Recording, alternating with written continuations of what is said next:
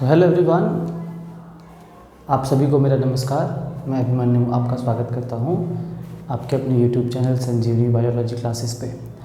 आज हम class 10 CBSE board class 10 के जो एग्ज़ाम्स चल रहे हैं, आपके कल साइंस के एग्ज़ाम होने वाले हैं, तो उसको ध्यान में रखते हुए हम एक वीडियो बनाने जा रहे हैं जिसमें बायोलॉजी के जो 3 चैप्टर्स हैं उसको हम डील करेंगे। बायोलॉजी को जो तीनों चैप्टर्स हैं, जैसे रिप्रोडक्शन है, हेरिडिटी है और एनवायरनमेंट है, इन तीनों चैप्टर्स को हम कोशिश करेंगे कि ब्रीफली उसको आप एक्सप्लेन करके कल के लिए आपको प्रिपेयर कर दें। आप इसके पहले जो भी पढ़े हैं नहीं पढ़े हैं, आप उसको ठीक से रिवाइज़ कर लीजिएगा और ये लास्ट वीडियो होगा रिवीजन के लिए। और मेरी पूरी कोशिश रहेगी कि एटलीस्ट आप इस वीडियो को देख के मैक्सिमम क्वेश्चंस अटेम्प्ट कर पाए। तो चलिए शुरू करते हैं। The very first chapter is reproduction.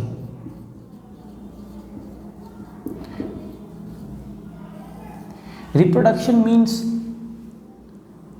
Suppose करिए कि ये एक लिविंग ऑर्गेनिज्म है और ये इसमें एक प्रॉपर्टी होगी कि ये अपनी तरह बच्चे को जन्म दे सकता है, ठीक है। फिर ये जब मैच्योर हो जाएगा, तो ये जब मैच्योर हो जाएगा, ये जब बड़ा हो जाएगा, तो ये भी अपनी तरह एक बच्चे को जन्म देगा। तो ये प्रोसेस बार बार चलता जाएगा, चलता जाएगा, चलता जाएगा। तो प्रोडक्शन का मतलब क्या होता है? प्रोडक्शन का मतलब होता है उत्पादन, जन्म देना, है ना, बनाना, है ना, यानी कि टू गिव बर्थ। और री का मतलब होता है बार बार, यानी कि इसने इसको जन्म दिया, इसने इसको जन्म दिया, और जब ये मैच्योर होगा तो ये भी अपने बच्चे को जन्म देगा। रिप्रोडक्शन का नीड क्यों है? रिप्रोडक्शन की ज़रूरत क्यों है? आपको लग रहा होगा कि बच्चे को जन्म देने के लिए रिप्रोडक्शन किया जाता है, बिल्कुल सही है। लेकिन क्या आपको पता है कि नेचर का जो सबसे मेन पर्पस है लाइफ को कंटिन्यू करने का, वो भी इसी प्रोसेस के थ्रू होता है। तो जाने अनजाने में हम नेचर का सबसे बड़ा लॉ फॉलो कर रहे हैं। देखिए, नेचर ने प्लैनेट अर्थ पे लाइफ भेजा, ठीक है। अब सवाल ये है कि लाइफ आगे कैसे बढ़ेगा? आगे मतलब चल के आगे नहीं बढ़ना है, लाइफ एक से दूसरे बॉडी में कैसे जाएगा, है ना। तो लाइफ तो कोई ऐसी चीज़ नहीं है ना कि हम उसे घर पे बना लेंगे, लैब में बना लेंगे। लाइफ हमें मालूम है कि ये लिविंग ऑब्जेक्ट्स में होता है। जैसे हम लिविंग हैं, आप लिविंग हैं, तो हमारे बॉडी में लाइफ कुछ है ना। जितने भी सेल्स हैं उसमें लाइफ है। लाइफ एनर्जी का एक फॉर्म है जिसको देख नहीं सकते हैं। तो इसको आगे जाने के लिए क्या करना होगा? अपने आप को डिवाइड करना होगा। यानी कि एक सेल जिसके पास पहले से लाइफ है, वो अगर अपने आप को 2 सेल में डिवाइड कर ले, यानी कि अब 2 सेल में लाइफ चलेगा। उसी तरह से एक बॉडी, एक लिविंग बॉडी जिसके अंदर लाइफ है, अगर वो किसी प्रोसेस के थ्रू अपनी तरह एक बच्चे को जन्म दे दे, अपनी तरह इंसान को बना दे, तो उसमें भी लाइफ आएगा। तो इसी तरह से लाइफ कंटिन्यू होते रहता है धरती पे। रिप्रोडक्शन प्रोसेस के थ्रू क्या होता है? लाइफ कैन बी कंटिन्यूड, ठीक है। Species is maintained.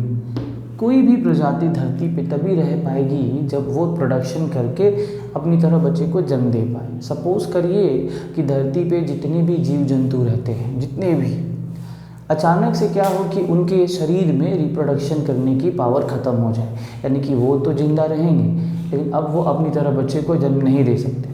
तो एक टाइम ऐसा आएगा कि जब सबका लाइफ पीरियड ख़त्म हो जाएगा और वे सारे मर जाएंगे, क्योंकि उन्होंने अपनी तरह बच्चे को जन्म नहीं दिया है। तो धरती से धीरे धीरे लाइफ ख़त्म हो जाएगा और उनकी भी जो प्रजाति है वो धीरे धीरे ख़त्म हो जाएगी। यानी कि एक प्रजाति का जो सोसाइटी है, जो कम्युनिटी है, पॉपुलेशन है, उसको बचाए रखने के लिए भी जो प्रजाति है वो रिप्रोडक्शन करता है ना।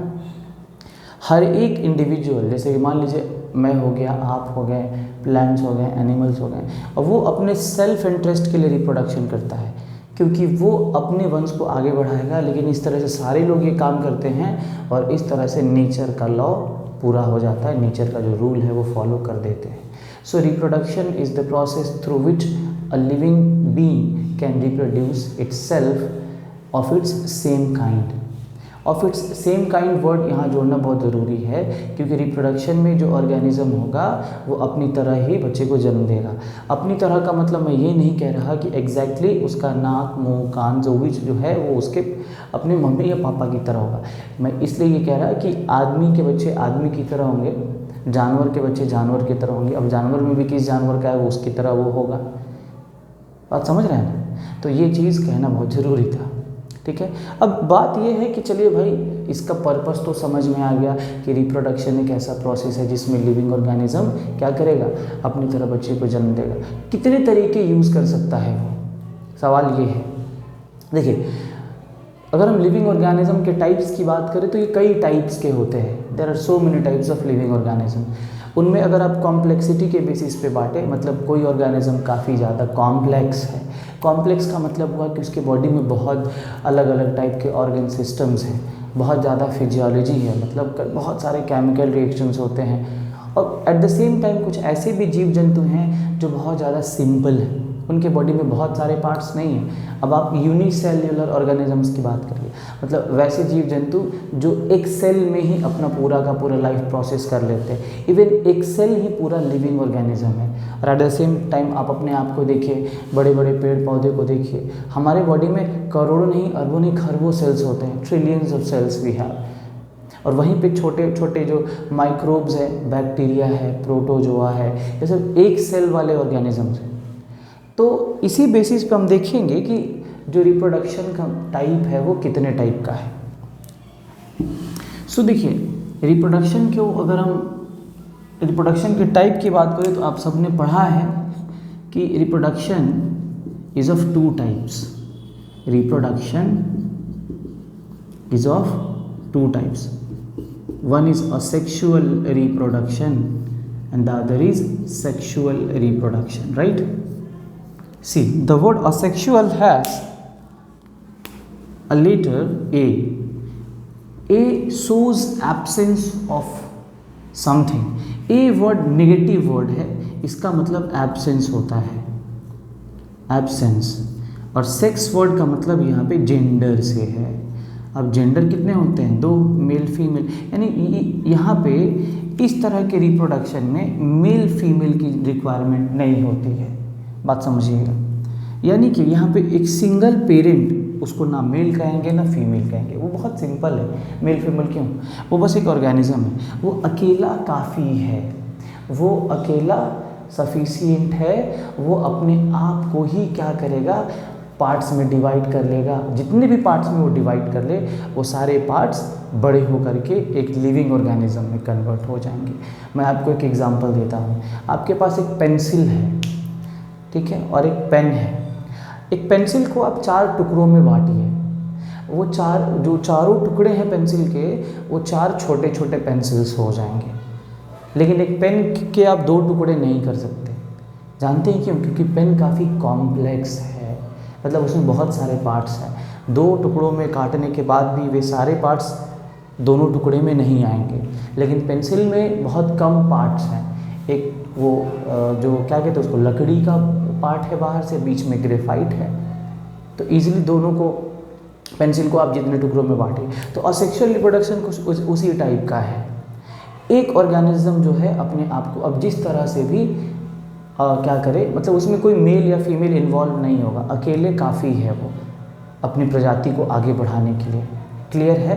तो asexual reproduction is the mode of reproduction in which no female and no male are required, no gamete formation takes place, no fusion of gametes takes place, fertilization does not take place। ये सारी चीज़ें नहीं होती हैं। It is the simple way of reproduction in which organisms are identical to their parents। देखिए, asexual reproduction में जो बच्चे बनेंगे वो अपने पेरेंट्स के आइडेंटिकल का मतलब एग्जैक्टली सेम होंगे। थोड़ी बहुत वेरिएशन हो सकती है लेकिन वो सेम हो। अब एक बात बताइए ना, जैसे मान लीजिए ये रेड मार्कर है, मैं इसे जितना भी लिखूंगा ये सारे रेड ही होंगे और एग्जैक्टली एक दूसरे जैसे होंगे। ठीक है, अकेला, क्योंकि ये अकेले है, काफ़ी अकेले लिखा मैंने इसका यूज़ करके। अब मैं क्या करूँ कि रेड और ग्रीन दोनों को मिला लूँ, तो अब देखिए ये ना रेड बचा ठीक से ना ग्रीन बचा। तो जब दो चीज़ें आपस में मिलें, दो अलग अलग चीज़ें मिल करके नई चीज़ बनाएं, यानी कि दो लोग मिले और बच्चे बनाएं, तो उसको सेक्सुअल रिप्रोडक्शन बोलेंगे, जिसकी बात हम बाद में करेंगे। बात समझ रहे हैं? तो असेक्सुअल रिप्रोडक्शन में जो बच्चे होंगे वो अपने पेरेंट्स के आइडेंटिकल होंगे और इसमें गैमेट की ज़रूरत नहीं है। गैमेट क्या है? गैमेट सेक्सुअल रिप्रोडक्शन में बनाया जाता है, क्योंकि सेक्सुअल रिप्रोडक्शन में पूरा बॉडी इन्वॉल्व नहीं होता है, बॉडी का एक स्पेशल सेल रिप्रोडक्शन प्रोसेस में इन्वॉल्व होता है, क्योंकि मैंने पहले बताया पूरे बॉडी को काट के तो डिवाइड नहीं कर सकते। तो स्पेशल सेल बॉडी का है जिसको गैमेट बोलते हैं, वो रिप्रोडक्शन प्रोसेस में पार्टिसिपेट करता है और फिर एक नया ऑर्गेनिज्म बनाता है। बात समझ रहे? तो अब असेक्सुअल रिप्रोडक्शन के भी कई अलग अलग मेथड्स हैं।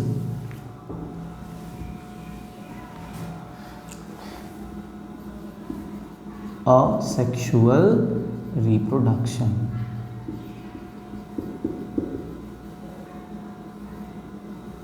ठीक, देखिए सबसे पहले इसके मेथड्स की अगर हम बात कर लें तो इसमें कौन कौन से मेथड्स आ जाते हैं। सबसे पहले और सबसे सिंपलेस्ट मेथड है fission.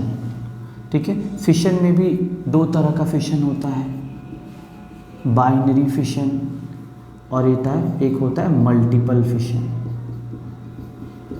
Multiple fission. Second type है बडिंग।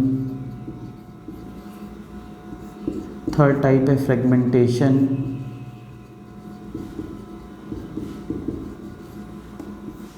फोर्थ टाइप है स्पोर फॉर्मेशन।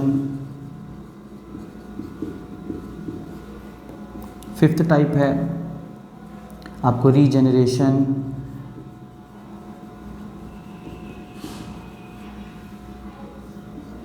नेक्स्ट है आपको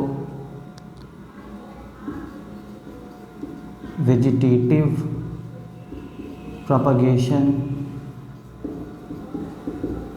और एक आर्टिफिशियल मेथड है टिश्यू कल्चर।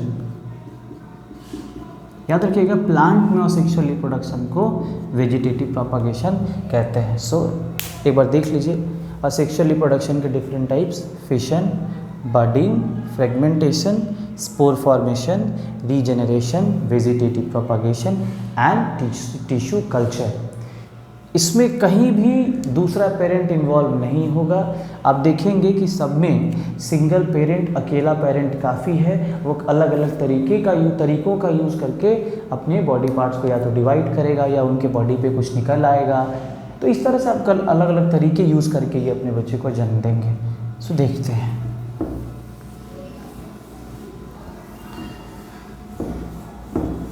सो पहले हम बात करेंगे फिशन की।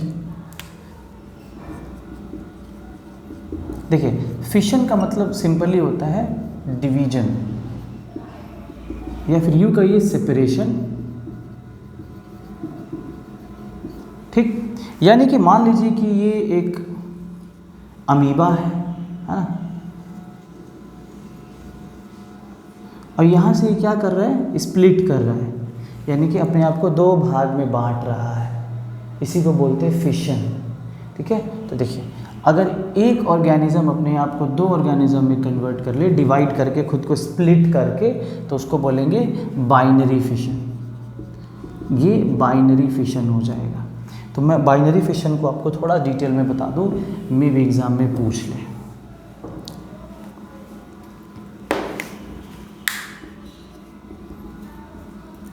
बाइनरी फिशन, देखिए बाइनरी में जो बाई है, इस वर्ड का मतलब ही होता है दो, टू, यानी कि एक ऑर्गेनिज्म अपने आप को दो बॉडी पार्ट में, दो पार्ट्स में डिवाइड करेगा, फिर वो अल्टीमेटली दोनों पार्ट्स न्यू इंडिविजुअल में कन्वर्ट हो जाएंगे। स्टेप समझिएगा। देखिए ये एक अमीबा है, ये इसका न्यूक्लियस है। ठीक है, ये पेरेंट अमीबा है, ये है पेरेंट अमीबा। ठीक है, अब ये क्या करेगा ना,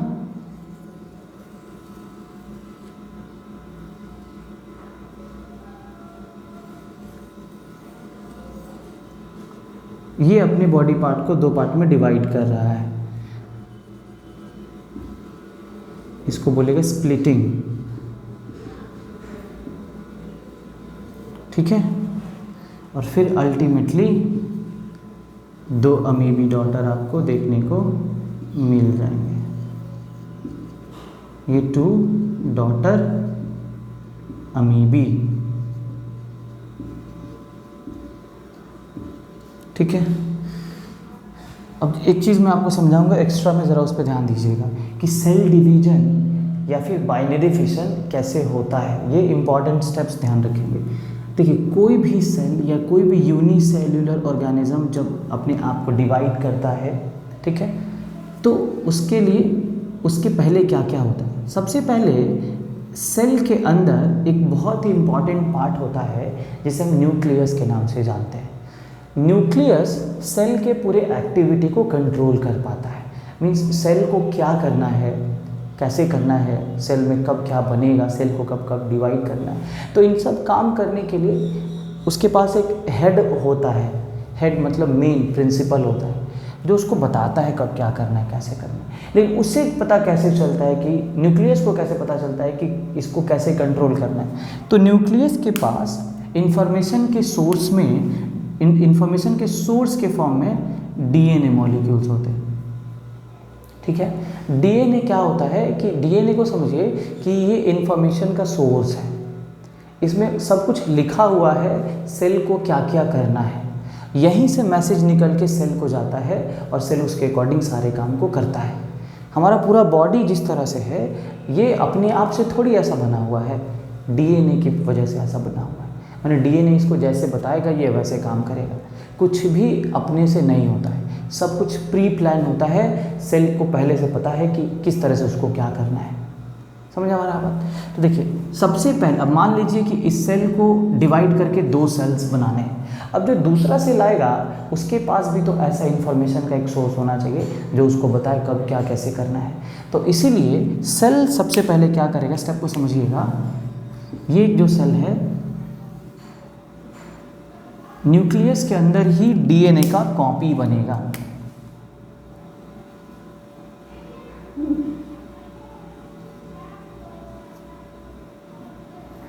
ये एक डीएनए का कॉपी डीएनए है, ये डीएनए का एक कॉपी बनाएगा। डीएनए रेप्लिकेशन बोलेंगे इसको। इस प्रोसेस को ध्यान रखिएगा, डीएनए रेप्लिकेशन या DNA कॉपिंग, it's a chemical process, ठीक है। अब जब डीएनए का कॉपी बन जाएगा तो डीएनए को अलग करने के लिए ये जो न्यूक्लियस है ये डिवाइड करना स्टार्ट होगा। एक यहाँ से क्या होगा, स्प्लिटिंग स्टार्ट होगा। तो एक न्यूक्लियस इधर आ जाएगा, एक न्यूक्लियस इधर आ जाएगा। तो एक डीएनए मॉलिक्यूल लीजिए इधर आ गया और दूसरा डीएनए मॉलिक्यूल इधर आ गया। समझ रहे बात को। तो न्यूक्लियस का डिवीजन हुआ, यानी न्यूक्लियस के डिवीजन को बोलते हैं कैरियोकिनेसिस, बोले तो इस न्यूक्लियर डिवीजन। न्यूक्लियर डिवीजन देखिए, कैरियो वर्ड जो आप देख रहे हैं ये लैटिन वर्ड कैरियन से लिया हुआ है जिसका मतलब न्यूक्लियस होता है, और केनेसिस का मतलब होता है सेपरेशन या डिवीजन। अब उसके बाद क्या होगा, अब तो न्यूक्लियस भी डिवाइड हो गया, डीएनए कॉपी बन चुका है, डीएनए डिवाइड हो गया, न्यूक्लियस डिवाइड। अब सेल जो है कंप्लीटली वो डिवाइड होगा, बीच में से सेल से क्या होगा, स्प्लिटिंग, यानी कि ये जो सेल है इस तरह से डिवाइड करेगा, जैसे मैंने आपको बताया स्प्लिटिंग करेगा ऐसे। तो मैंने सिंपली ऐसे ही बता दिया है। तो ये एक सेल हो गया, दूसरा सेल यहाँ हो गया, इसके पास ये न्यूक्लियस आ गया मान लीजिए, और इसके पास ये न्यूक्लियस आ गया मान लीजिए। समझ रहे। तो यहाँ पे टू न्यू सेल्स या 2 न्यू ऑर्गेनिजम्स आपको देखने को मिले। तो सेल डिवीजन को बोलते हैं साइटोकाइनेसिस। साइटोकाइनेसिस मैं रिपीट कर देता हूँ। पहले डीएनए रेप्लिकेशन होगा, फिर डीएनए कॉपी बनने के बाद न्यूक्लियस का डिवीजन होगा जिसको कैरियोकाइनेसिस बोलेंगे, फिर फाइनली क्या होगा, साइटोकाइनेसिस होगा, सेल डिवाइड कर जाएगा। तो ठीक यही प्रोसेस इस अमीबा में भी होगा। आप जल्दी से इसका या तो स्क्रीनशॉट ले लीजिए या रोक के नोट डाउन कर लीजिए। ठीक है, क्लियर है। देखिए, अमीबा की बात करें, आपको मैं इसमें पढ़ाऊंगा कि कोई भी ऑर्गेनिज्म अगर है, सिंगल सेल ऑर्गेनिज्म है और वो बाइनरी फिशन कर रहा है, तो किस प्लेन से डिवाइड करेगा। किस प्लेन का मतलब किधर से, किस साइड से। तो अमीबा का फिक्स नहीं है, क्योंकि इसका बॉडी से फिक्स नहीं है, इधर से भी डिवाइड कर सकता है, इधर से भी डिवाइड कर सकता है, इधर से भी डिवाइड कर सकता है, इधर से भी डिवाइड कर सकता है। तो क्योंकि ये अमीबा है, अमीबा का पूछ सकता है 2 या 3 मार्क्स वाले में पूछेगा through which plane amoeba reproduces itself, तो बोलेगा by any plane, by any plane, वो कहीं से डिवाइड कर जाएगा। ठीक है, मैं आगे बढ़ता हूँ। अभी बाइनरी फिशन के और 2 टाइप्स हैं, वो देख लीजिएगा ज़रा। देखिए, प्लेन के बेसिस पे बाइनरी फिशन को मैं बता रहा हूँ। जैसे मान लीजिए एक ऑर्गेनिज्म ये है, आप इसके शेप को देख के समझ गए होंगे कि ये क्या है। ये मैं सीलिया ड्रॉ कर रहा हूँ। सीलिया यूनिसेलुलर ऑर्गेनिज्म के मूवमेंट में हेल्प करता है। ये इसका न्यूक्लियस है, इसमें साइटोप्लाज्म और बहुत सारे पार्ट्स होंगे, वो उन्हें ड्रॉ करने की ज़रूरत नहीं। अब ज़रा देखिए, ये है पैरामीशियम, पैरामीशियम। देखिए पैरामीशियम की बात करेंगे ना आप, तो पैरामीशियम इधर से डिवाइड नहीं कर सकता है, गलत हो जाएगा, क्योंकि ये जो आप देख रहे हैं इधर से जो डिप्रेशन देख रहे हैं, ये इसका माउथ है। तो अगर इधर वाले पार्ट अगर ऐसे डिवाइड करेगा तो इधर वाले पार्ट में माउथ तो आएगा नहीं, तो इसको कैसे डिवाइड करना चाहिए आप खुद सोचिए। इसको इस तरह से डिवाइड करना चाहिए। तो ऐसे डिवीजन को क्या बोलते हैं? Transverse, transverse division. ठीक है, एक और ऑर्गेनिज्म होता है, ये है लिस्मेनिया। ठीक है, तो इसमें अगर ऐसे डिवीजन होगा तो ये जो फ्लैजिला है ये इधर वाले पार्ट में नहीं आएगा, तो इसमें डिवीजन ऐसे होगा, तो आधा फ्लैजिला इधर आधा फ्लैजिला इधर आ जाएगा, तो ऐसे डिवीजन को लॉन्जिट्यूडनल बोलेंगे। ठीक है, ये ट्रांसवर्स है, ये लॉन्जिट्यूडनल है। ठीक है, लिस्मेनिया, ये लिस्मेनिया है, इससे एक बीमारी होती है लिस्मेनियासिस।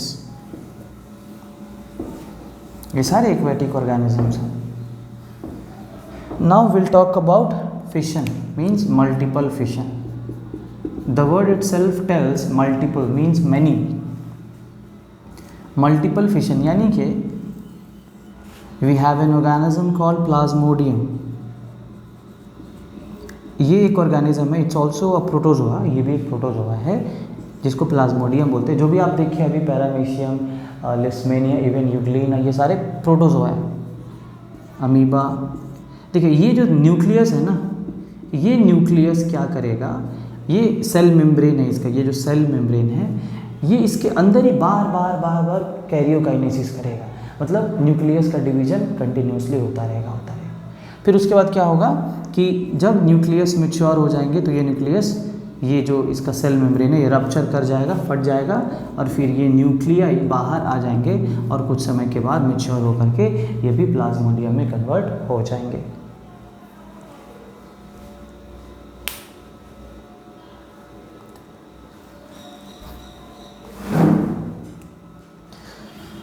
तो ये प्लाज्मोडियम में था, फिशन हमारा ख़त्म हुआ। Now will talk about budding. देखिए बडिंग की बात करें तो बडिंग ईस्ट में, ईस्ट एक यूनिसेल्यूलर फंगस है बच्चों, यूनिसेल्यूलर फंगस, ये भी हो सकता है 1 मार्क्स वाले क्वेश्चन में पूछ ले। ठीक है, ईस्ट में होता है, हाइड्रा में होता है। ठीक है, बडिंग, और ब्रायोफाइलम लीव्स में भी देखने को मिलता है। तो वैसे ब्रायोफाइलम लीव्स को वेजिटेटिव प्रोपागेशन में हम लोग स्टडी करेंगे, उसमें भी लीफ बर्ड्स देखने को मिलते हैं। अभी 2 चीज़ों में देखेंगे। देखिए मान लीजिए कि ये ईस्ट है, तो ईस्ट के बॉडी पे ना एक बड बनेगा, बड मैच्योर होने के बाद ये डिटैच हो जाएगा। डिटैच मतलब अलग होना, अटैच मतलब पास आना, डिटैच मतलब अलग होना, डिटैच हो जाएगा और ये भी एक नए ईस्ट में कन्वर्ट हो जाएगा। इसी को बोलते हैं bud. So on budding a bud is generated on the body part of an organism. After get matured, the bud gets detached from the body and converts into a new individual. Hydra.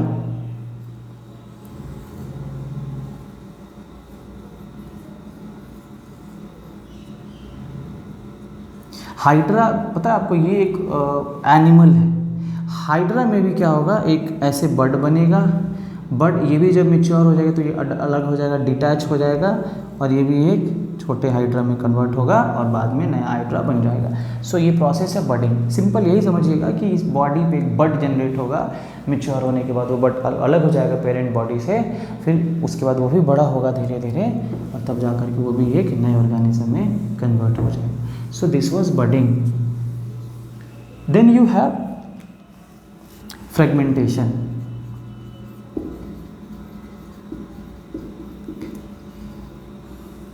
In fragment word से ही समझ में आ रहा होगा आपका, pieces. Fragments का मतलब क्या होता है, पीसेस, टुकड़े।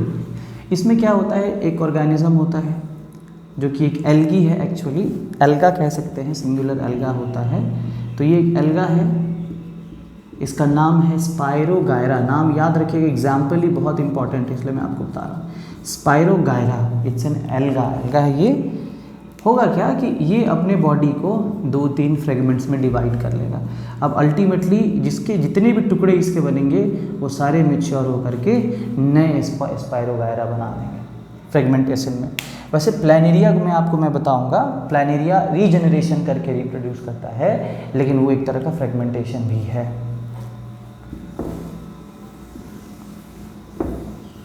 चलिए मैं आपको रीजनरेशन ही बता देता हूँ। देखिए रीजनरेशन ये रिप्रोडक्शन का नेचुरल मेथड नहीं है। देखिए होता क्या है इसमें, रीजनरेट का मतलब होता है दोबारा बनना उस पार्ट का। तो आपने छिपकली की पूंछ को जरूर देखा होगा कि एक बार छिपकली की पूंछ जब टूट जाती है या कट जाता है तो वहाँ से नया छिपकली का पूंछ आता है। देखिए छिपकली का पूंछ टूटता नहीं है, ना ही कटता है। वो जानबूझ करके क्या करता है ना, जब उसको डेंजर फील होता है अपने शिकार से बचने के लिए, मान लीजिए उसका शिकार उसका पूंछ पकड़ लिया, तो वो अपने पूंछ को झटके से तोड़ के आगे निकल जाता है, क्योंकि उसको ये बात मालूम है कि कुछ दिनों के बाद उसकी पूंछ दोबारा जो है उसमें ग्रोथ होगा, उसका पूंछ आ जाएगा दोबारा से। तो सेल्फ एम्प्यूटेट उसको बोलते हैं। तो उसी तरह से कुछ ऑर्गेनिजम्स हमारे पास ऐसे देखने को मिलेंगे, जैसे कि आपको प्लानेरिया है। प्लानेरिया एक वॉर्म है, बहुत ही छोटा वॉर्म है, जैसे अर्थ वॉर्म होता है उसी तरह से प्लानेरिया एक फ्लैट वॉर्म है। मान लीजिए प्लानेरिया है। प्लानेरिया सिंपली ये अपनी बॉडी को 2-3 पार्ट में डिवाइड कर लेगा, है ना, और ये क्या करेगा ना, वैसे तो फ्रेगमेंट्स में बांट करके ये क्या करेगा, आपको नए ऑर्गेनिज्म में कन्वर्ट करेगा। ठीक है, तो ये मान लीजिए कि गलती से एक्सीडेंटली इसका पार्ट जो है, इसका बॉडी पार्ट 3 पार्ट में कन्वर्ट हो गया, 3 पीसेस में डिवाइड हो गया, तो ये तीनों पार्ट कोई भी मरेगा नहीं इसमें, ये तीनों पार्ट नए प्लानेरिया में कन्वर्ट हो जाएंगे। हाइड्रा में भी ये होता है, हाइड्रा में भी रीजनरेशन का पावर होता है। तो वो जो मतलब नेचुरली वो बडिंग प्रोसेस से रिप्रोडक्शन करता है, लेकिन अगर गलती से एक्सीडेंट में मान लीजिए कि कोई उसका पार्ट टूट गया, तो उसका जो नया वाला पार्ट, जो टूटा हुआ पार्ट है, वहाँ पे नया पार्ट बन जाएगा, और अगर जो टूटा हुआ पार्ट है अगर वो बचा हुआ है तो वो भी एक नए हाइड्रा में कन्वर्ट हो सकता है। इस बात को ध्यान में रखिएगा। तो रीजनरेशन में क्या होता है कि जो पार्ट्स अलग हुए हैं वे सारे पार्ट्स न्यू इंडिविजुअल में कन्वर्ट हो सकते हैं, या फिर टूटा हुआ पार्ट दोबारा आ सकता है। तो इसको रीजनरेशन को नेचुरल वे में कंसिडर नहीं कर सकते रिप्रोडक्शन की। आपके पास लास्ट है स्पोर फॉर्मेशन।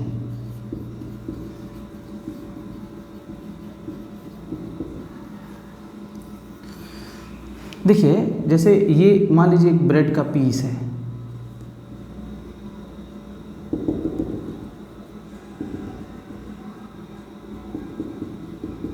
ब्रेड का पीस अंदर से काफ़ी रफ होता है, मतलब एयरी होता है, खुरदुरा होता है कह सकते हैं। 2-3 दिनों तक छोड़ देंगे तो क्या होगा, सड़ना स्टार्ट हो जाएगा। लेकिन ये सड़ना यानी डिकम्पोजिशन का प्रोसेस ऐसे ही स्टार्ट नहीं हुआ क्या है, हवा में कहीं फंगस का स्पोर था, वो स्पोर इधर आया गिर गया। मान लीजिए कि ये स्पोर इधर आया और गिर गया, जो अभी मैं आपको बताऊंगा। ये स्पोर के अंदर फंगस का मेन न्यूक्लियर सेल है।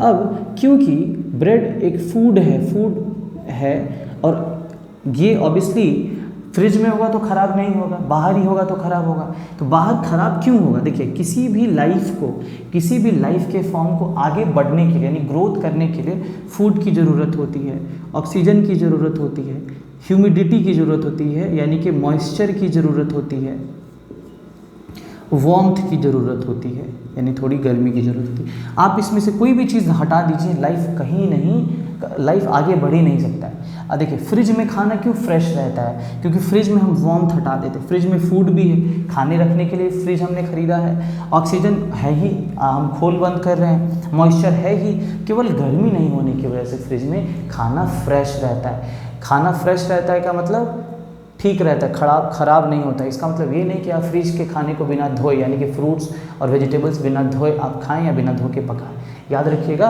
ये गलती मत करिएगा। तो केवल फ्रिज में हम वार्मथ को हटा देते हैं। अब मान लीजिए कि कहीं यहाँ पे भी स्पोर्स होंगे फंगस के, तो एक स्पोर यहाँ पे गिरा आकर के अब क्या होगा, ये जो वॉल है ना स्पोर का, ये गलना स्टार्ट होगा, पिघलना स्टार्ट होगा और यहाँ से स्पोर ग्रो करेगा, इसके रूट्स डेवलप होने स्टार्ट होंगे, जिसको हम लोग बोलेंगे हाइफी। पूरा रूट जो है ब्रेड में जो है फैल जाएगा, जिसको आप नेटवर्क ऑफ रूट, इसको हाइफी बोलेंगे। फिर यहाँ से ऊपर से एक स्ट्रक्चर जनरेट होना स्टार्ट होगा और कुछ ऐसा स्ट्रक्चर बनेगा। ये जो फंगस है इसको राइजोपस बोलते हैं या ब्रेड माउल्ड बोलते हैं। इसके अंदर बहुत सारे, फिर इसके अंदर भी बहुत सारे स्पोर्स बन जाएंगे। फिर ये जब मैच्योर हो जाएगा तो यहाँ से ये भी स्पोर रिलीज करेगा।